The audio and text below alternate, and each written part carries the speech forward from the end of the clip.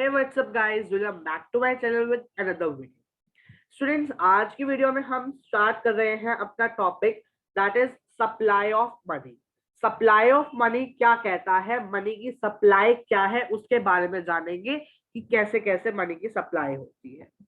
ठीक है, मनी की सप्लाई यानी सप्लाई ऑफ मनी का टॉपिक स्टार्ट करते हैं। ये एक स्टॉक कंसेप्ट है। स्टॉक और फ्लो में डिफरेंस होता है। स्टॉक कंसेप्ट वो होता है जो एक पॉइंट ऑफ टाइम पे देखा जाता है। मैं आपको बता दूं, जो स्टॉक कंसेप्ट होता है वो हमारा पॉइंट ऑफ टाइम पे देखा जाता है, जबकि फ्लो कंसेप्ट जो है वो हमारा एक पीरियड ऑफ टाइम पे देखा जाता है। फ्लो पीरियड ऑफ टाइम और स्टॉक पॉइंट ऑफ टाइम पे देखा जाता है। ये क्लियर हो गया टॉपिक। उसके बाद सप्लाई ऑफ मनी की डेफिनेशन क्या है? ये टोटल स्टॉक है मनी का जो कि पीपल्स के पास है। पीपल के पास है। कौन से पीपल के पास है? पीपल का पेड़ नहीं, पीपल यानी लोगों के पास है। कौन से लोगों के? कंट्री के लोगों के पास। और एक पॉइंट ऑफ टाइम पे, एक पॉइंट ऑफ टाइम पे। तो ये क्या है? हमारा टोटल स्टॉक है मनी का जो कि पीपल के पास है, कंट्री के, at a point of time, एक पॉइंट ऑफ टाइम पे। अब ये मनी कौन सी इंक्लूड नहीं करता? ये मनी इंक्लूड नहीं करता प्रोड्यूसर्स की। प्रोड्यूसर्स यानी कि सप्लायर्स। अब सप्लायर्स कौन है? 3 सप्लायर्स है हमारी मनी के, याद करिएगा। कौन कौन से है? पहला है हमारे पास गवर्नमेंट, दूसरा है हमारे पास कमर्शियल बैंक और तीसरा है हमारे पास सेंट्रल बैंक। ये 3 आपको क्लियर हो गए, आई होप सो। ठीक है, आगे चले। आगे चले तो हमारे पास आया क्या? Measures of money supply. अब यहाँ पे M1 लिखा हुआ है। M1 मतलब कि मेजर ऑफ सप्लाई हमारे पास वैसे 4 है। कितने हैं? 4 है, जिसमें आपका मेन सिलेबस में है M1, M2, M3, M4 के बारे में आपके पास दे रखी इन्फॉर्मेशन, लेकिन इतनी नहीं दे रखी जितनी M1 के बारे में दे रखी है। सबसे पहले हम M1 को कवर करते हैं। M1 ऑफ मनी सप्लाई क्या कहता है? इसमें हमारे पास 3 थिंग्स है। क्या है ये? क्या करता है? Currency with the public. इसके पास क्या होती है? करेंसी होती है पीपल की। डिमांड डिपॉजिट होते हैं पीपल के जो कि कमर्शियल बैंक के पास पड़े हैं। और अदर डिपॉजिट होते हैं आरबीआई के।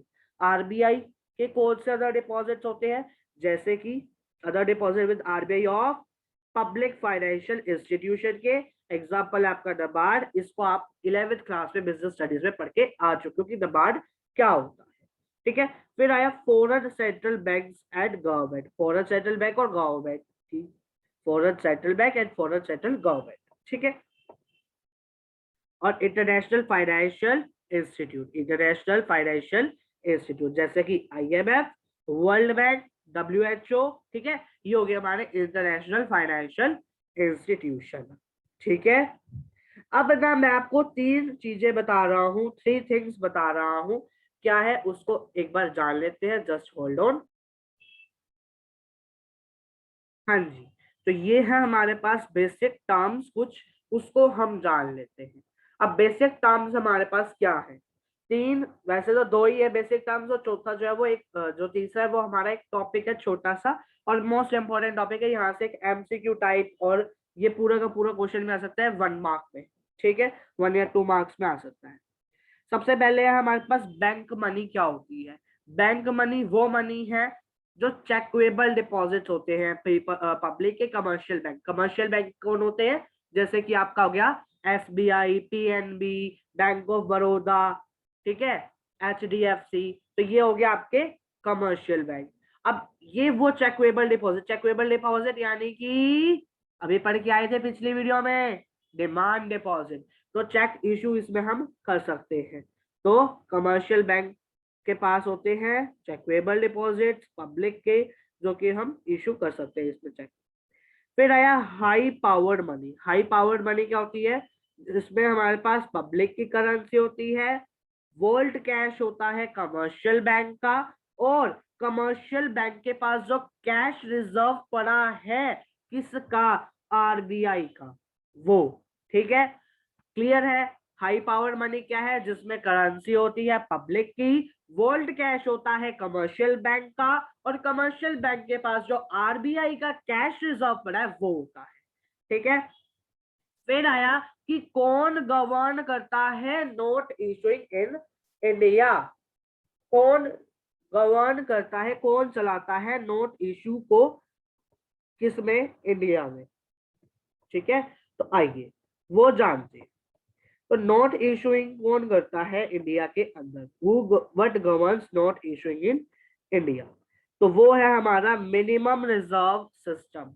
अब मिनिमम रिजर्व सिस्टम कहता है कि तुम्हारे को मेरे पास 200 करोड़ रुपए के मिनिमम रिजर्व रखना पड़ेगा, जिसमें से 115 करोड़ के हमारे पास क्या होने चाहिए, मिनिमम गोल्ड देना पड़ेगा तुम्हें 115 करोड़ का, और जो रिमेनिंग है उसकी फॉरेन सिक्योरिटीज देनी पड़ेगी, फॉरेन सिक्योरिटीज देनी पड़ेगी, तभी तुम नोट इशूइंग को, मतलब जो नोट है उनको इशू कर सकते हो इंडिया के अंदर। ठीक है, नेक्स्ट टॉपिक में मैं आपको थोड़ी सी और डिटेल दूंगा इस चैप्टर की।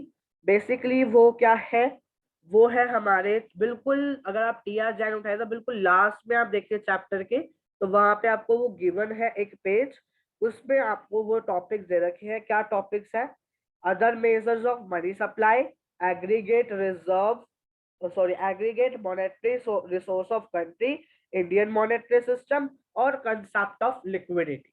इसके बारे में हम पढ़ेंगे, 4 कंसेप्ट हमारे रहते हैं और बिल्कुल छोटे छोटे से हैं, उनको हम कवर करेंगे, मुश्किल से 3 या 4 लाइन के हर एक टॉपिक है, तो यानी कि हमारे 16 to 20 लाइंस के वो टॉपिक है, बहुत ही इजीली उसे कवर कर लेंगे। अगर आपको मेरी वीडियो अच्छी लगी हो तो लाइक करेगा, चैनल पे नहीं है तो सब्सक्राइब करेगा। मिलते हैं जल्दी आपसे नेक्स्ट वीडियो में, तब तक के लिए बाय बाय। अगर आप मेरे चैनल में नहीं है तो सब्सक्राइब करना और वीडियो को लाइक कर देना। ठीक है, तब तक के लिए bye bye, thanks for watching, stay safe at your home, stay safe.